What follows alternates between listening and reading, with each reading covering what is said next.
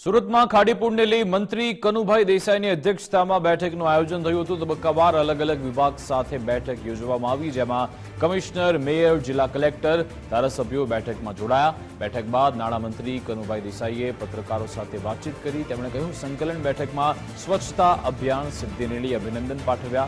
શહેરના તમામ બ્રિજની સ્ટેબિલિટી અંગે ચર્ચા કરી।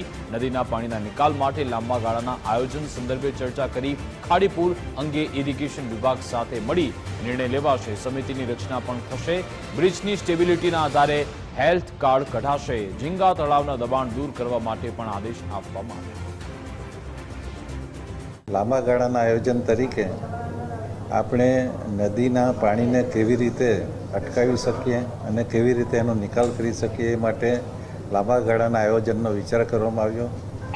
એ આયોજન માટે કન્સલ્ટન્ટની પણ નિમણૂક કરીને ત્યાર પછી દરેક પદાધિકારીઓ અને વહીવટતંત્ર સાથે મળીને નિર્ણય કરવામાં આવશે કે જેથી એ નદી જ્યાંથી શરૂ થાય ત્યાંથી જ્યાં દરિયાને મળે છે ત્યાં સુધીમાં એનો ઉપયોગ નાના નાના ચેકડેમ બનાવીને સિંચાઈ માટે અથવા તો વધુ વરસાદ આવે તો એને કેવી રીતે શહેરને બચાવી શકાય એ માટે લાંબા ગાળાનું આયોજન સરકારશ્રીમાં રજૂઆત કરીને ઇરિગેશન ડિપાર્ટમેન્ટને સાથે રાખીને કરવામાં આવશે।